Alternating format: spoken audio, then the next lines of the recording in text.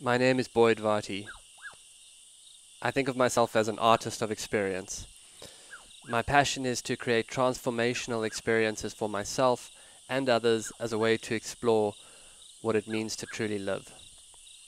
My central exploration is to live on what I would call the track of your life. To me, this is to live courageously towards the discovery of what you are called to and to what life asks of you.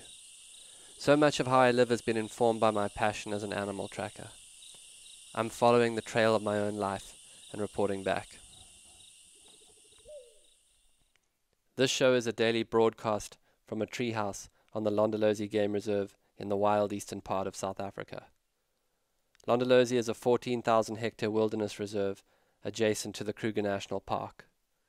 The land is home to lion, leopard, rhino, elephant and buffalo, as well as a variety of other animals. I am your host, Boyd Varty. My goal is to spend 40 days and 40 nights alone in the wilderness to explore the archetype of the mystic in nature and hone my skills as a tracker. These are my daily stories. Day 30, the first track, journal entry. Hoo, I tell you what, I made an oatmeal breakfast that was Instagram worthy. Hippies all over the world would have been adding it to their granola flow. I'm talking raisins, almond butter, walnuts, and one old apple from deep down in the dry trunk.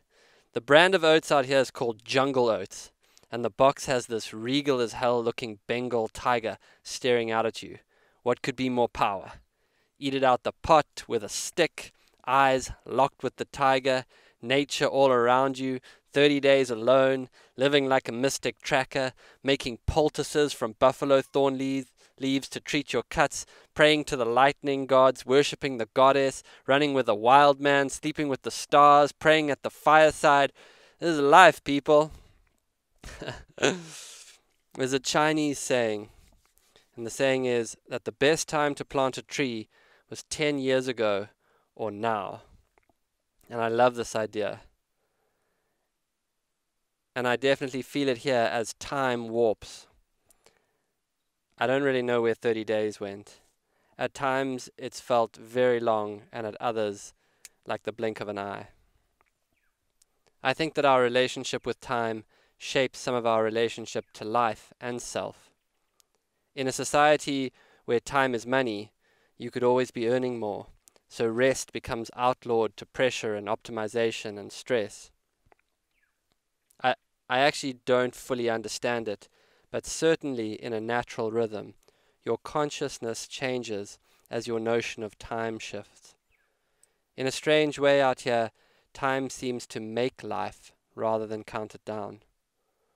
Or maybe it's the presence in time that has an expansive quality. I intend to explore this idea a lot more over the next 10 days. In braiding sweetgrass, one of the definitions that she uses for being native is that you think of future generations in everything you do.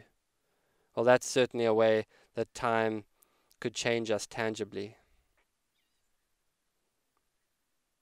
One thing that I am struck by in the quote, "When is the best time to plant a tree, 10 years ago or now?"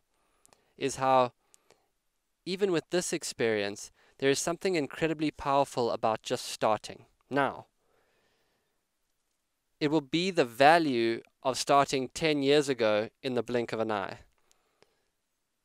So if you didn't start 10 years ago, just start now. The company, the piano, French, just start. I've been scheduling and rescheduling this experience for years, and if COVID gave me one thing, it was to cut the crap and start. As trackers, we talk a lot about the first track. In a huge wilderness, the lion could have gone anywhere. You have no idea where the next 5 hours might take you. You have no idea how the path of the tracks will play out. And you don't need to. All you need is that first track, and then that next first track, and then that next first track. The willingness to start and let go of where it's going into the next track of action.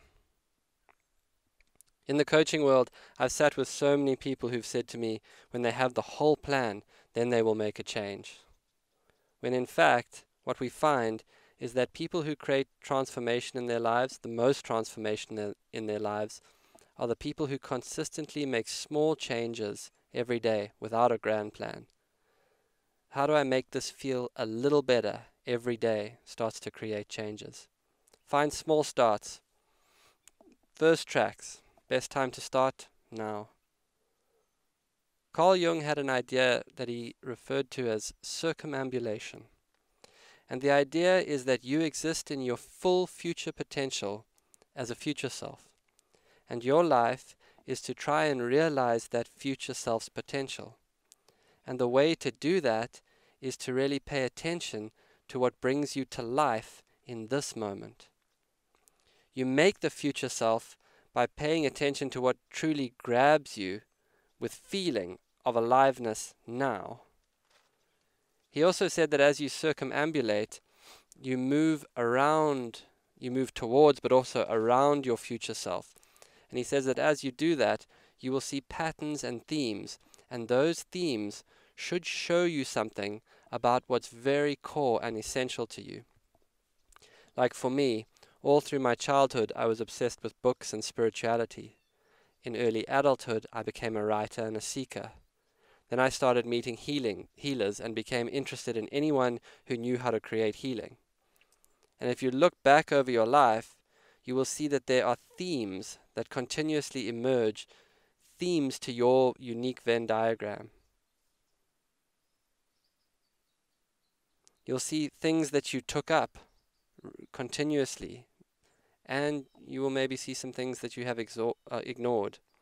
You see all of this as you spiral through time towards your highest future potential. Writers really understand the need to start. I would say that as much as 70% of getting a book out is starting, and each day stepping towards a first track and then another first track. I remember being totally frozen as a 24-year-old, starting work on my first book. I just couldn't see how anything coherent would come together. My editor, the brilliant Betsy Rappaport, would just say, "Spew. We don't need to know how or where any of it goes. Just spew." She knew the way of starting. Shucks, a first track on a book can be buying a notebook and starting to make notes, making notes on your phone. I remember I once spent a week watching Anthony Bourdain shows, one after the other. People thought I was depressed, just lying on the couch, but to me, he was an incredibly original storyteller, and watching how he created originality in his show was a track and a start to shaping my own storytelling. Was it taking me anywhere in particular at the time? No. Was there a tangible reason for it? No. The best starts are often going nowhere. But energy was moving towards my future as I watched him be so himself. And now I'll tell you, anytime I'm walking through the world, I feel Bourdain there drinking scotch irreverently beside me, saying, "There's storytelling gold here, just remember, it's probably back in the greasy kitchen and not in the fine dining area." Or, "Go for the character, not the facade." Well, that's what he says in my head. I will tell you something, friends. When I was 23 and the seeds of being interested in the art of personal transformation were taking root, I started down a path. I sat in every circle of healing and transformation you can imagine. I sat in weekend retreats, Zen koan workshops, AA gatherings, ayahuasca ceremonies, life coaching circles, grief seminars, church gatherings, Navajo sweats. I sat and I watched the human experience. I saw loss, resurrection, pain, relief, suffering, abuse, reconciliation, faith, blame, grief. And I saw something not a lot of people in their 20s spend a lot of time eye to eye with. I saw regret. When you really look at death, it teaches you to live. And when you really stare deep into the eyes of regret, you learn to start. Start today. Start now. All my love. 40 out. This has been another episode of the Track Your Life podcast with Boyd Varty. Follow us on Instagram at Boyd_Varty, Twitter at BoydVarty. Visit Boyd's website at boydvarty.com or subscribe to this podcast in your favorite podcast player. Please rate and review this podcast so that more people can find and enjoy it.